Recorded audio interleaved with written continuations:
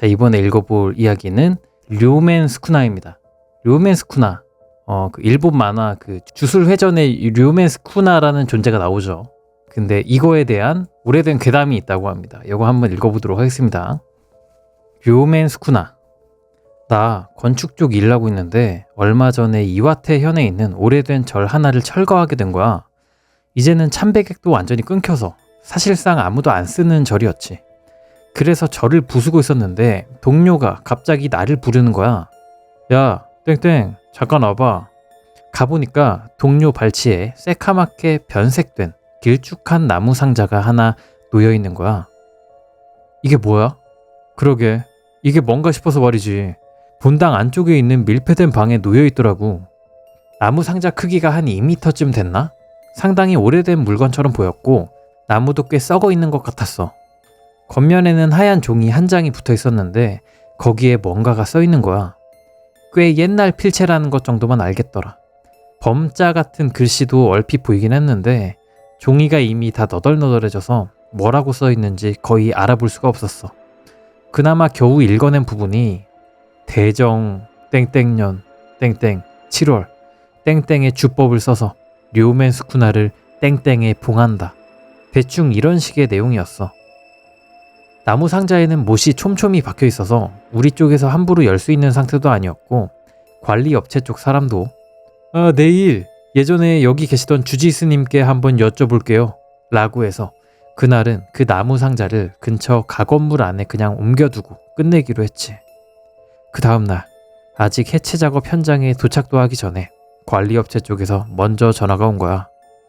어제 그 나무 상자 말인데요. 옛 주지스님께서 절대 열지 마라 라고 하시면서 엄청난 기세로 소리를 지르시더라고요. 아무튼 그 상자는 본인이 가져가겠다고 하니까 잘 좀 부탁드립니다. 이 얘기를 듣고 혹시 몰라서 현장에 가기 전에 현장 감독한테도 전화를 해두기로 했어. 저기요, 어제 그 나무 상자 있지 않습니까? 아, 그거요? 현장에서 고용한 중국인 유학생 알바 둘 있죠? 그 녀석들이 멋대로 열어버렸어요. 아무튼 빨리 와주세요. 순간 질 나쁜 예감이 확 들어서 급하게 현장으로 달려갔지. 가건물 주변에는 사람들 서너 명이 아니라 5, 6명쯤이 몰려서 있었고 문제의 중국인 알바 둘은 넋이 나간 얼굴로 가건물 앞에 털썩 앉아있더라. 이놈들이 말이죠. 어젯밤에 동료랑 같이 장난삼아 그걸 열어봤던 모양이에요. 그래서 문제는 그 안에 든 물건인데요. 한번 직접 봐주시겠습니까? 딱 잘라 말하자면 양손을 마치 복서처럼 치켜든 자세를 하고 있는 사람의 미라 같은 게 들어있었어. 근데 이상한 건 머리가 2개였다는 거야. 샴쌍둥이 같은 기형인 있잖아. 처음에는 기형을 가진 시신이거나 아니면 그냥 모형이겠지 라고 생각을 했는데 이걸 보고 충격을 받았는지 뭔진 모르겠지만 이 둘이 한마디도 입을 안 떼요. 그 중국인 둘은 우리가 뭐라고 말을 걸어도 넋 빠진 얼굴로 멍하니 앉아있기만 했어. 일본어도 꽤 잘하는 애들인데 말이야. 야, 이 그림이 있네요. 이런 느낌. 하나 말을 빼먹었는데 그 미라가 말이야. 머리가 양옆으로 2개 붙어있고 팔이 양쪽에 2개씩 다리는 보통 사람처럼 2개인 진짜 기묘한 형태였어. 나도 인터넷이나 니찬 같은 곳에서 별별 기형 사진들을 많이 봐와서 보고 놀라긴 했지만 기형이거나 만들어진 모형이겠지 하고 대충 넘겨짚은 거야. 어쨌든 그 중국인 둘은 일단 차에 태워서 병원부터 보내기로 하고 경찰에 신고는 어떻게 할까 이런 얘기를 하고 있었는데 예전 주지스님이 아들이 운전하는 차를 타고 나타난 거야. 나이로 치면 한 80은 훌쩍 넘은 것 같아 보였어. 그리고 도착하자마자 입을 열더니 바로 연 거냐? 열어버렸냐 이 등신들아. 끝이다. 한번 열어버리면 끝장이야. 우리들은 그 장난 아닌 기세에 완전히 얼이 빠져 있었는데 이번엔 주지가 자기 아들을 향해서 소리를 지르기 시작했어. 이놈아, 그때 료맨스쿠나님을 교토의 땡땡사에 반드시 보내겠다고 약속했잖아. 안 보냈냐 이 멍청한 놈아. 이 바보 자식아. 진짜 80 넘은 할아버지 입에서 나오는 소리라고는 전혀 믿기지 않을 정도의 기세였어. 연건 누구냐? 병원에 있다고? 그 사람들은 이제 틀렸다고 본다만 일단 너희들은 내가 앵마기를 해줄 테니까.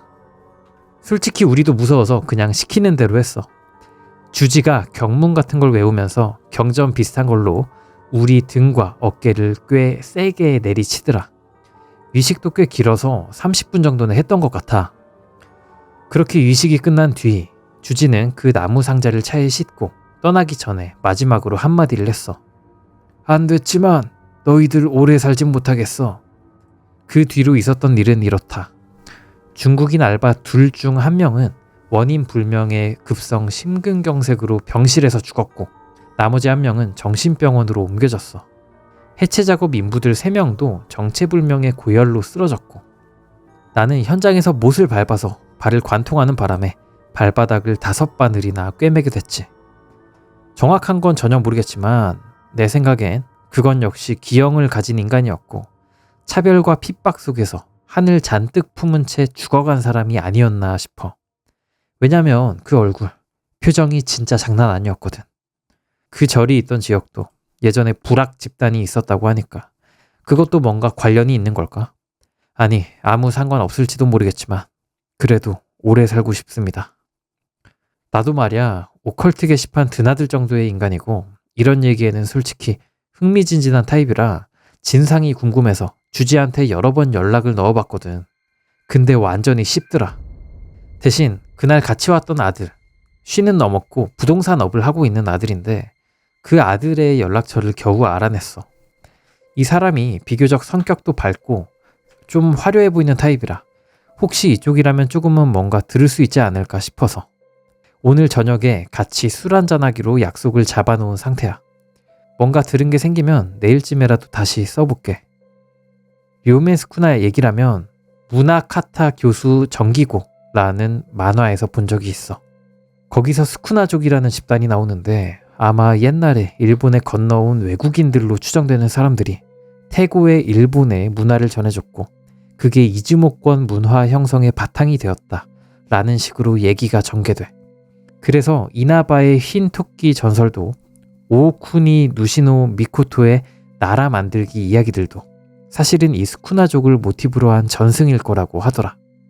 그리고 야마토 조정이 이즈모를 침략하면서 쫓겨난 스쿠나족이 결국 도달한 곳이 지금의 히다 지방.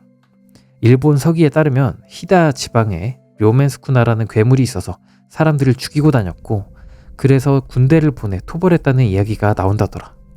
정리하면 스쿠나라는 건 야마토 조정 이전 시대에 일본의 문화를 전해준 외래인들을 가리키는 말이고 아마도 고대 인도에서 제철을 업으로 삼던 그리고 일본의 제철 기술을 전해줬을지도 모르는 그런 사람들을 뜻하는 게 아니었을까 라고 적혀 있었어.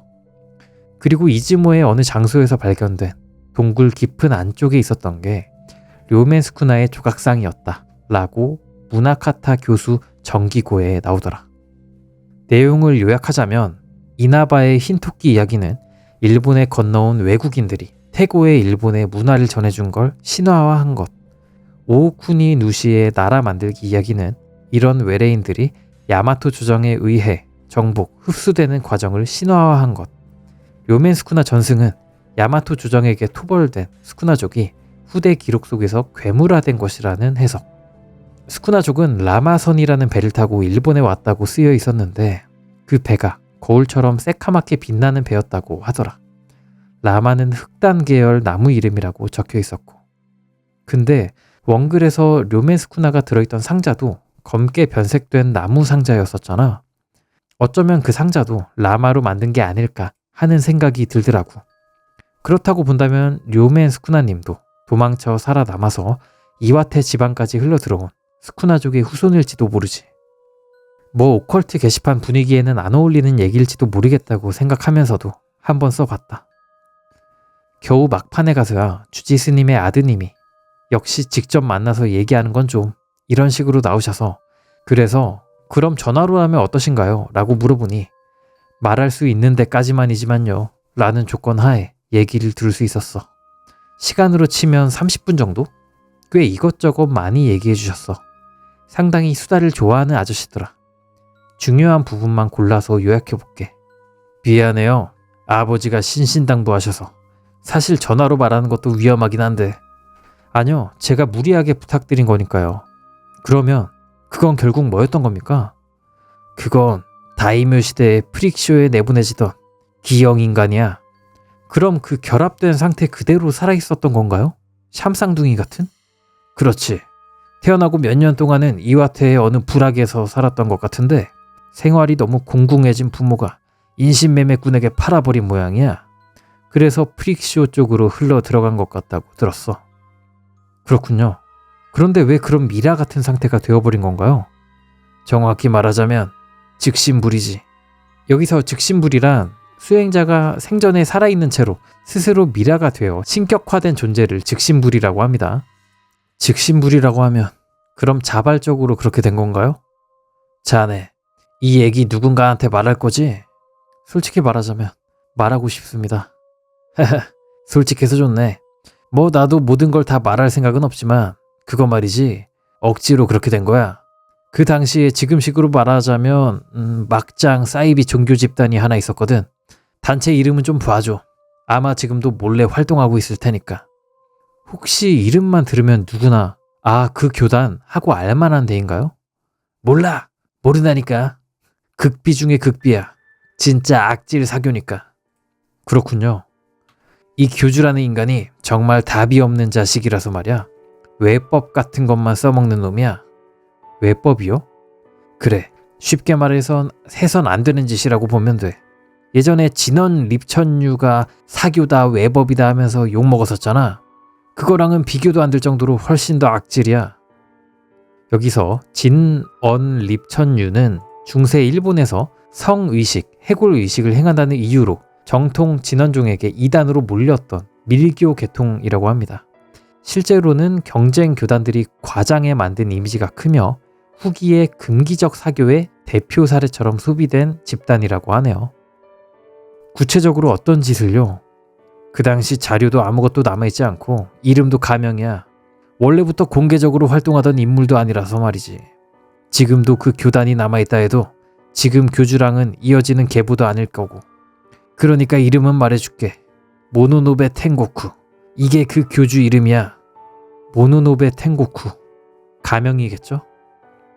여기서 텐고쿠란 직역하면 하늘의 지옥이래요. 발음이 비슷한 천국을 비틀어 구원을 부정하고 신성함을 전복시켜 저주로 삼는 자라는 뜻을 내포하고 있다고 하네요. 사이비 교주로서는 아주 적합한 이름이라고 합니다. 모노노베 텐고쿠. 가명이겠죠? 그래, 가명이지. 그 다음에 이 텐고쿠란 인간이 프릭쇼에 갔을 때 기영아 몇 명을 거금을 주고 사버린 거야. 그 샴쌍둥이, 그 애도 포함해서. 그래서요? 자네, 고독이라고 하나? 한자로 벌레 고에 독독이라고 쓰는 글자 말이야. 항아리에 독충 여러 마리를 넣어두고 마지막까지 살아남은 벌레를 써먹는 주술 말인가요? 그래, 그거. 자네 그걸 어떻게 알아? 대단한데? 예? 뭐 조금요. 그래서요? 아무튼 텐고쿠는 그 고독을 사람을 대상으로 한 거야. 사람을 밀실에 가둬놓고요? 설마요. 나도 아버지한테서 들은 이야기라 100% 믿는 건 아니야. 여기서 그만할까? 죄송합니다. 계속해주세요. 알았어. 그 고독이란 걸 그 기영 몇 명을 대상으로 해서 실행한 거야. 교단 본부였는지 어디였는지 모르겠지만 지하 밀실에 몰아넣고 거기서 그 샴쌍둥이가 살아남은 거지. 가둬둔 기간은 어느 정도였습니까? 자세한 건 모르겠지만 동료들의 살을 뜯어먹고 자기 배설물까지 먹어가며 버텨야 했던 기간이라고 하면 얼추 상상이 되지. 솔직히 별로 상상하고 싶진 않네요. 근데 애초부터 그 샴쌍둥이가 살아남도록 텐고쿠가 미리 장치를 해둔 모양이야. 다른 기형들에게는 칼 같은 걸로 미리 치명상을 입혀서 거의 죽기 직전 상태로 밀어넣은 거지. 기형이라고 해도 아수라상 같은 외형이었으니까 그 신성한 느낌에 텐고쿠가 끌렸던 게 아닐까 싶어. 그렇군요. 그렇게 살아남긴 했지만 텐고쿠에게 있어서는 어디까지나 도구에 불과하니까 곧바로 다른 방에 혼자 가둬놓고 굶겨 죽인 거지. 그리고 방부 처리를 거쳐서 즉신불로 만든 거야. 전에 우리 아버지가 말했던 료멘 스쿠나가 그렇게 완성된 거지. 료멘 스쿠나라는 게 뭐죠? 여기 역자님의 말이 있는데 댓글만큼 자세한 설명은 안 왔지만 신화 시대에 가까운 먼 옛날에 료멘 스쿠나라는 얼굴이 2개고 팔이 4개인 괴물이 있었다는 전설이 있어서 그 전설에 빗대서 그 샴쌍둥이를 그렇게 부르기로 했다고 한다는 그런 얘기가 있네요. 그렇군요. 그 료멘 스쿠나를 텐코쿠가 교단의 본존, 중심 불상으로 삼은 거야. 주불, 즉 저주의 불상으로. 남을 저주해서 죽일 수 있고 잘만 쓰면 훨씬 더 많은 사람들을 한꺼번에 저주해서 죽일 수 있을지도 모르는 엄청난 주불을 만들어냈다고. 적어도 텐코쿠 본인은 그렇게 믿고 있었던 거지. 그 저주의 대상은 누구였습니까? 나라 전체였다고 우리 아버지는 말했어. 일본 그 자체 말입니까? 그 텐고쿠란 사람 완전히 정신 나간 거잖아요. 미쳐있던 거겠지. 근데 말이야, 저주의 힘은 그게 전부가 아니야. 료멘 스쿠나의 뱃속에 어떤 물건을 넣었거든. 뭡니까? 고대인의 뼈야. 야마토 조정에게 멸망당한 이른바 마치로아누 타미, 복속되지 않은 백성들 말이지. 그러니까 조정 쪽에서 보면 반역자들, 역적들의 뼈가루인 거야. 그 고대인들의 뼈가루를 뱃속에 넣은 거지. 그런 걸 대체 어디서 구해서? 자네도 TV나 신문에서 본 적 있지? 고대 유적이나 무덤이 발굴되면 발굴 작업하는 사람들 있잖아. 그 당시엔 그런 쪽 경비가 허술했던 모양이거든. 그런 데서 주로 빼돌린 것 같다고 하더라. 선뜻 믿기에는 힘든 이야기네요. 그렇지. 나도 처음엔 그렇게 생각했어. 그런데 말이야, 다이쇼 시대에 특히 크게 터졌던 재해들을 한번 봐봐. 이렇게 많이 있어. 1914년 사쿠라지마 대분화, 부상자 9,600명.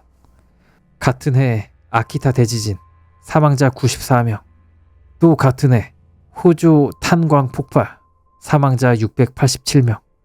1916년 하코타테 대화재, 1917년 동일본 대수해, 사망자 1,300명. 1917년 기리노 탄광 폭발, 사망자 361명. 1922년 오야시라즈 눈사태로 인한 열차 사고, 사망자 130명. 그리고 1923년 9월 1일 관동 대지진, 사망 및 실종 14만 2,800명. 그게 뭐랑 상관이 있다는 겁니까? 전부 료멘 스쿠나가 옮겨 다녔던 지역들이라고 하더군.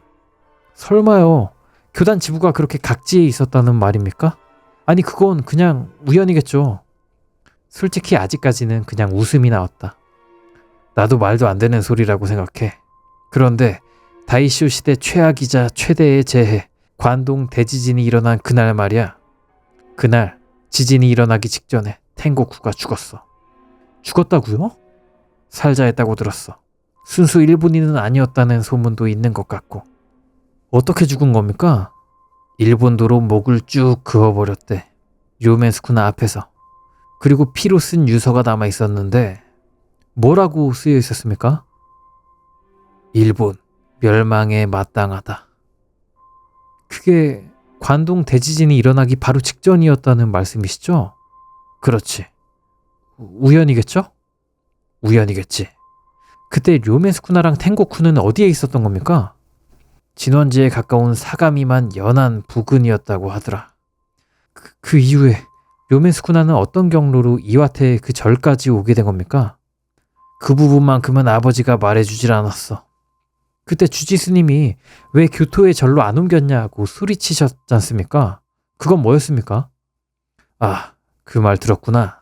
벌써 30년 전쯤 일이긴 한데 그때 나는 아버지들을 이어서 스님이 될 예정이었거든. 그때 내 태만이랄까 착오랄까 그런 게 있어서 말이야. 그 뒤로 그 절도 쭉 방치되어 있었고 내가 말할 수 있는 건 이 정도야. 그렇군요. 그럼 지금 료멘 스쿠나는 어디에 있는 겁니까? 그건 나도 몰라. 라기보다 요 며칠째 아버지랑 연락이 닿질 않아. 그걸 집에 가져온 뒤로 수상한 차가 뒤를 밟는다거나 했던 모양이거든. 그렇군요. 그런데 아까는 전부 말해줄 수는 없다라고 하셨지 않습니까? 그런데 왜 이렇게까지 자세히 얘기해 주신 거죠? 우리 아버지 그때 뭐라고 하지 않았어? 안 됐지만 너희들 오래 살진 못하겠어 라고 했었지. 그러니까 여기까지만 하자. 이제 더는 전화하지 말아줘.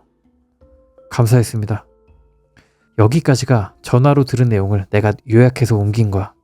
솔직히 전부를 다 믿고 있는 건 아니고 뭔가 기분까지 좀 나빠져서 오늘은 이만 물러갈게.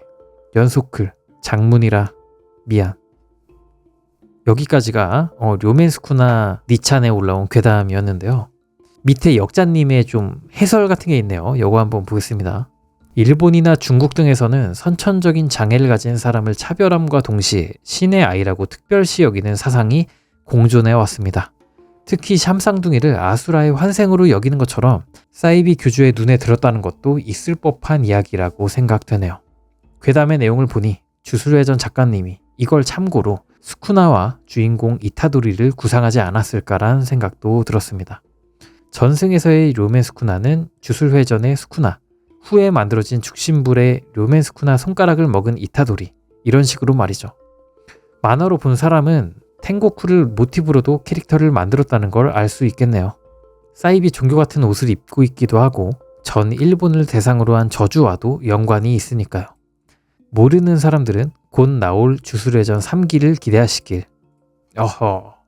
여기까지가 샤레코와 괴담 랭킹 탑 20위에 빛나는 료멘스쿠나라는 괴담이었습니다. 재미네요.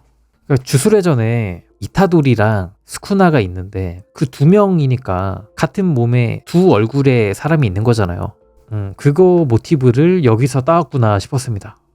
이런 수상한 상자, 여러분들은 만약에 일하시다가 이런 거 발견하면 열어보실 겁니까? 저 같으면 무조건 열어봐요. 왜냐하면 안에 금 같은 거 들어있을 수도 있잖아. 그리고 뭐 되게 특이한 고서라든가 이런 거 발견하면 되게 재밌으니까 나 같으면 호기심 못 참고 열어볼 것 같긴 한데, 열었는데 샴쌍둥이에 미라 같은 게 있다 라고 하면 너무 무섭겠다. 바로 저는 이제 괴담 유튜버니까 바로 유튜브 라이브 킬 것 같긴 한데 너무 무서울 것 같습니다.